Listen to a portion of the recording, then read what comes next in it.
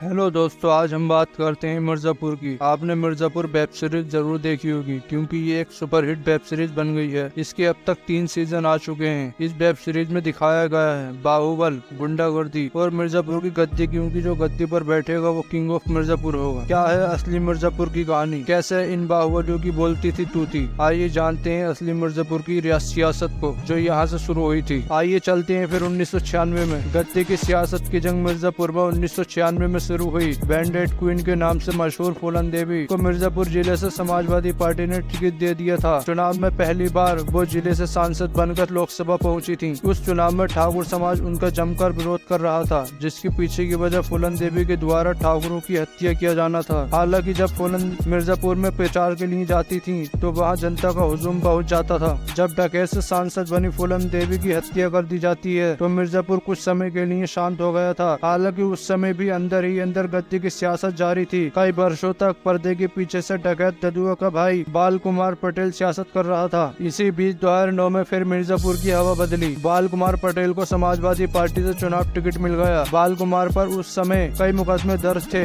इसके बावजूद वो मिर्ज़ापुर से चुनाव जीतकर सांसद बन गए। इसके बाद 2014 तक जिले में बाल कुमार पटेल ने राज किया था। 2014 में डकैतों और माफियाओं का लोकसभा जाने का रास्ता बंद हो गया था। हालांकि उस समय केंद्र में भले ही बीजेपी की सरकार थी, लेकिन राज्य में समाजवादी पार्टी की सरकार थी। 2010 में मिर्ज़ापुर से सोनभद्र एमएलसी सीट पर बसपा के कद्दावर नेता व बाहुबली विनीत सिंह के भाई त्रिभुवन नारायण सिंह तो वहीं दूसरी और बाहुबली विजय मिश्रा की पत्नी रामलली चुनाव मैदान में उतरी। इस चुनाव में बाहुबली विनीत सिंह ने कई बार विजय मिश्रा पर AK-47 लेकर प्रचार करने, गोली चलवाने और अपहरण करने के आरोप भी लगाए, लेकिन आखिरी में इस चुनाव में रामलली ने त्रिभुवन नारायण सिंह को हरा दिया। जिसके बाद 2017 में बीजेपी ने सत्ता में आने के बाद उत्तर प्रदेश के बाहुबलियों पर ताबड़तोड़ कार्रवाई की, जिसकी वजह से बाहुबली विजय मिश्रा पर भी काफी असर पड़ा। हालांकि इसके बाद MLC का चुनाव हुआ, फिर बीजेपी ने बाहुबली विनीत सिंह को उम्मीदवार बना दिया। जब विनीत सिंह मैदान में उतरे तो समाजवादी पार्टी के उम्मीदवार ने आखिरी समय में अपना पर्चा वापस ले लिया और विनीत सिंह उम्मीदवार बन गए। ये मिर्ज़ापुर की असली कहानी थी। आपको क्या लगता है कमेंट में बताना और चैनल को सब्सक्राइब जरूर कर देना।